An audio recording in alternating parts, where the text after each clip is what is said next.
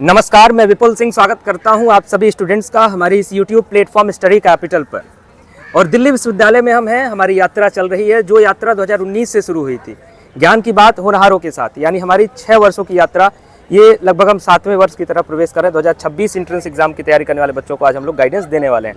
तो हमारे साथ कौन है? राघवेंद्र हैं, जो कि स्टडी कैपिटल के विद्यार्थी के रूप में जुड़े भी रहे हैं और फिलहाल दिल्ली विश्वविद्यालय के लॉ कॉलेज CLC यानी जो सबसे टॉप का कॉलेज है, वहाँ पर इनका एडमिशन हो चुका है।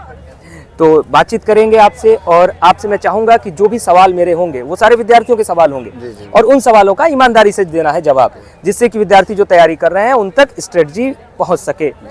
तो वीडियो की शुरुआत करें, एकदम क्लियर है? चलो बहुत बढ़िया। अगर आप चैनल पर पहली बार विजिट कर रहे हैं तो चैनल को सब्सक्राइब करिएगा, बेल आइकन प्रेस करिएगा और वीडियो अगर बेहतर रहेगा तो लाइक शेयर करिएगा। लेकिन सबसे जरूरी सूचना कि पहले पूरा वीडियो आप लोग जरूर देखिएगा। तो सबसे पहले राघवेंद्र, तैयारी की जब हम शुरुआत करते हैं, कितने दिन से पहले से तैयारी शुरू? जैसे कभी कोई सोचता है 2 महीने में हो जाएगा, कोई सोचता है 5-6 महीने लगाऊं। कितना समय आइडियल होता है जो आराम से हो जाएगा और कोई बहुत ज़्यादा हेक्टिक नहीं होगा? तो मुझे लगता है कि कम से कम 6 महीने से 7 महीने तो कम से कम मिलना ही चाहिए पढ़ाई के लिए। अगर सही से अच्छा स्कोर करना है, CLC या BHU ऐसे अगर कॉलेज लेना है तो उसके लिए 6-7 महीने होनी चाहिए। अच्छा, ये CLC दिल्ली विश्वविद्यालय का और BHU का LLB क्यों इतनी डिमांड चल रही है भाई? सर ये पूरे ओवरऑल इंडिया में सबसे बेस्ट है, तो इसीलिए और सबसे अच्छी फैकल्टी यहाँ की है और लेगेसी सबसे अच्छी है, तो इसीलिए सबसे ज़्यादा। अच्छा, लेगेसी पर आपने बातचीत किया, क्योंकि ये एग्जाम की तैयारी से रिलेटेड पॉइंट नहीं है, बट ये कॉलेज डिसीजन में बहुत ज़रूरी होता है। हमारे कॉलेज के जो एलुमनी हैं वो कितना उनका इम्पैक्ट पड़ता है हमारे ऊपर? जी बहुत इम्पायर। हम गए थे इसके इंटर्नशिप के लिए। आप किसी सुप्रीम कोर्ट हाई कोर्ट जाओगे, अगर आप बताओगे कि मैं CLC से या यहाँ से पढ़ रहा हूँ तो आपको इंटर्नशिप तुरंत मिलेगी। बिल्कुल। तो बेस्ट पार्ट है ये कि जब हम किसी भी बड़े विश्वविद्यालय में जब हम पढ़ रहे होते हैं तो जो उसका एलुमनी पूरा पार्ट होता है वो बहुत ही बेहतरीन हमारे साथ कनेक्ट होता है। कहीं पर भी हम जाते हैं तो शायद उसके पहचान के नाम पर, उसके नाम पर हमें जो है बहुत जल्दी हमारे कनेक्शंस बन जाते हैं। ये एक अदर पॉइंट था, बट हमें लगा कि इसे मेंशन करना चाहिए। अब जब COQP 11 की तैयारी की शुरुआत करते हैं तो ये एक ऐसा पेपर कोड है यार कि इसमें कोई सब्जेक्ट नहीं है, है ना? मैथ्स भी है, रीजनिंग भी है, GK GS पर आओगे तो हिस्ट्री भी है, पॉलिटी भी है, ज्योग्राफी भी है, कुछ स्टैटिक GK का अलग से पार्ट है, करंट अफेयर्स भी आ सकता है। फिर लैंग्वेज में आओगे तो हिंदी और इंग्लिश का भी एक चोचला बना हुआ है। तो क्या स्थिति रहती है राघवेंद्र? एक विद्यार्थी क्या सोचता है कि यार मुझे उससे बढ़िया तो कहीं MA की तैयारी करनी चाहिए थी, कम से कम एक सब्जेक्ट तो पढ़ते? सर स्टार्टिंग में जब मैंने किया था तो मुझे भी लगता था कि इसमें तो बहुत कुछ नहीं होगा है। फिर अगर आप एक सही प्लेटफॉर्म, सही ढंग, सही गाइडेंस पे अगर आप कर रहे हो तो कुछ आपके लिए बहुत कठिन है नहीं। अगर आप भटकोगे यूट्यूब पे, ऐसे इधर उधर भागोगे तो फिर बहुत कठिन है। मैंने आपके वो परिवर्तन बैच चला था यूट्यूब पे, उसी से मैं जुड़ा रहा। आपने जो बोला, जैसा बोला मैंने वैसा किया, उसको नोट्स बनाया, रिवीजन किया, तो मेरा फिर। अच्छा, ये जो पेपर है आपका COQP 11 का, इसमें बच्चों आपको पेपर का पैटर्न पहले आप चेक कर लीजिएगा जा करके यूट्यूब या हमारे वीडियोस में या फिर वेबसाइट पर NTA की सिलेबस में ये सब कुछ है, मैथ्स, रीजनिंग सारे पार्ट हैं। तो कोई कहता है कि सर मुझे मैथ्स परेशान करता है क्योंकि मेरे मैथ्स वीक है। कोई कहता है सर GK GS के जितने भी क्वेश्चंस आते हैं अब समझ में नहीं आता है, पढ़ें कहाँ से? तो क्या हकीकत है, कौन सबसे ज़्यादा परेशान करता है COQP 11 में? जी मैंने तो अच्छे से मेहनत किया तो मुझे ऐसा कुछ नहीं लगा कि हाँ कुछ है बहुत ऐसा, मतलब बहुत कठिन है। मेरा मैथ में फुल सही है। कई लोगों की हालत खराब हो जाती है, कहते हैं मैथ्स का पेपर बहुत कठिन था। मैं ग्राउंड रिपोर्टिंग पर जाता हूँ, लोग रोते, मतलब खास करके लड़कियां आंसू पोंछते हुए निकलती हैं, सर मैथ्स रुला दिया। मैंने कंप्यूटर आज तक लाइफ में कभी नहीं पढ़ा, मैंने पहली बार पढ़ा था कंप्यूटर तो बेसिक्स आते हैं। तो मुझे लगा कि हाँ मुझसे नहीं होने वाला, बट मैंने भाई बोला ना कि आप कंटिन्यू कोई। अच्छा, मैथ्स के लिए कोई बुक वगैरह भी रेफर कर रहे थे? हाँ, एक मेरे पास बुक थी, उसकी क्या बोलते हैं, एक कोचिंग के, इलाहाबाद में रहता था, वहाँ के कोचिंग कोई भी एक बेसिक बुक, बेसिक बुक बस आप जैसे किसी कॉम्पिटिटिव एग्जाम के SSC वगैरह की बुक्स को रख सकते हैं, या फिर कोई भी जैसे हमारे रीजनिंग के लिए आगे अग्रवाल लोग यूज करते हैं। ये GK GS को कैसे कवर करें यार? बड़ा लंबा चौड़ा सिलेबस है। कितना पढ़ें कितना छोड़ें? नहीं, हमने तो आपके जो आपने कराया आपने उससे प्रैक्टिस सेट, उसको मैंने किया और थोड़ा मैंने वारियंट बुक, मतलब होती है ना वो क्या बोलते हैं, लैंग्वेज पढ़े थे कि बिना पढ़े चले गए थे एग्जाम? नहीं, लैंग्वेज में मैंने हिंदी चूज किया था। अच्छा, तो हिंदी वाले तो दबदबा बनाए रखते हैं। तो हिंदी चूज किया तो उसमें थोड़ा पहले से हिंदी आसानी होती है तो हो गया, उसमें कोई प्रॉब्लम नहीं। बहुत सुंदर। अच्छा, जब एग्जाम नज़दीक आता है तो एग्जाम शुरू होने से पहले भी PYQs देखना पड़ता है, एग्जाम नज़दीक आता है फिर देखना पड़ता है कि अब PYQ समझूं, कहीं ऐसा तो नहीं है कि मैं किसी और मार्ग पर चल रहा हूँ? क्या फायदा होता है PYQs देखने का? PYQ के साथ बहुत फायदा होता है कि क्या क्वेश्चन चल रहा है, कैसे क्वेश्चन बन रहा है, तो उस तरह से उसी तरह का देख के हम लोग पढ़ते हैं, तो उससे बहुत फायदा, बहुत हेल्प होती है। वैसे तो GK GS सब पता है कितना क्या कहीं पर भी उसकी कोई सीमा नहीं है।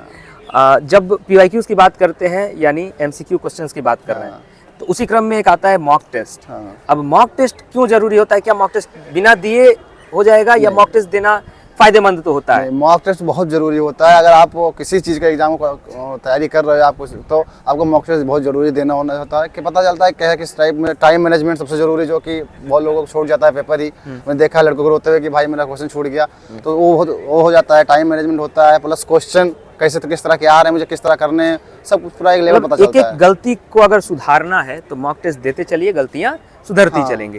और सबसे जरूरी है समय की बात, समय सबसे क्योंकि जो पेपर आता है, अगर मैं गारंटी कह रहा हूँ कि अगर किसी को 5 घंटा समय दे दिया जाए तो शायद हर एक विद्यार्थी खींच खाच के उसमें कर ले जाएगा, लेकिन समय की सीमा है, एक्यूरेसी जरूरी है।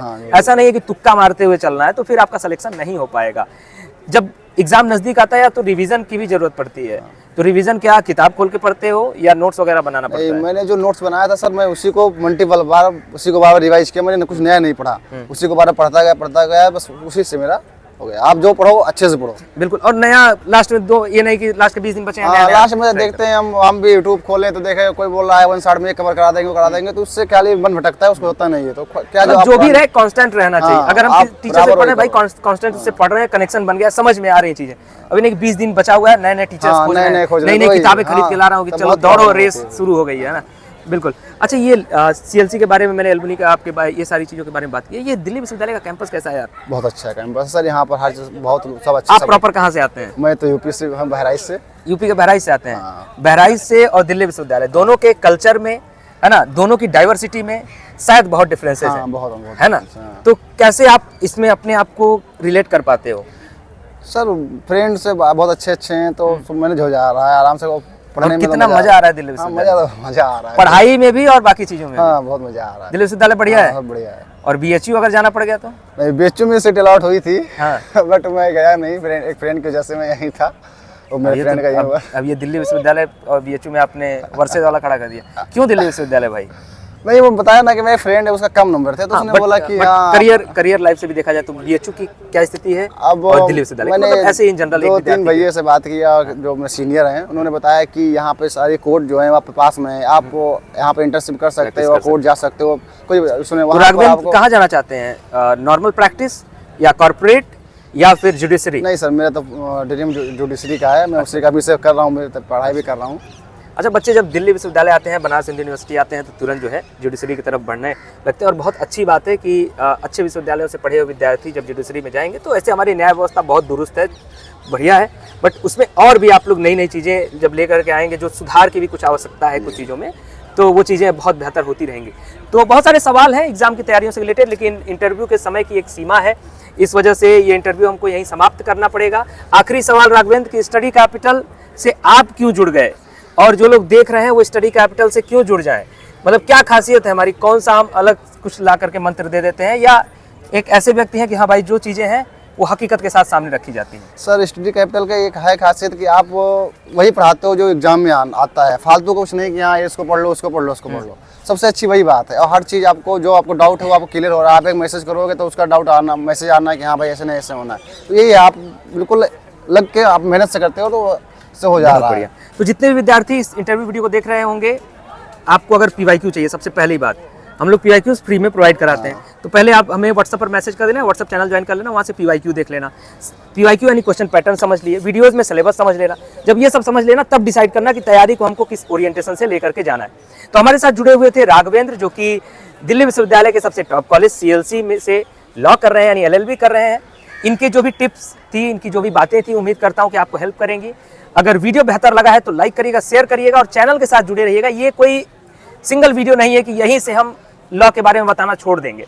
बहुत सारे इंपॉर्टेंट वीडियोस वीडियो सेक्शंस में आएंगे। लाइव क्लासेस आपकी यूट्यूब पर फ्री में भी चल रही है, उसका भी लाभ उठाइए। तो हर प्रकार से आप स्टडी कैपिटल के साथ जुड़े रहिए। मैं आपको इतना भरोसा देता हूं कि आप CUET PG के लिए सिर्फ स्टडी कैपिटल अगर चैनल सब्सक्राइब किए हैं तो आपकी यात्रा में शुरुआत से लेकर के अंत तक कोई भी बाधा नहीं आएगी, इसकी गारंटी है हमारी। तो बहुत बहुत धन्यवाद राघवेंद्र हमारे इस इंटरव्यू में जुड़ने के लिए, और इसी प्रकार हम विद्यार्थियों से बातचीत करते रहेंगे। दिल्ली विश्वविद्यालय की हमारी यात्रा चल रही है और सतत ये यात्रा चलती रहेगी। बहुत बहुत धन्यवाद, नमस्कार।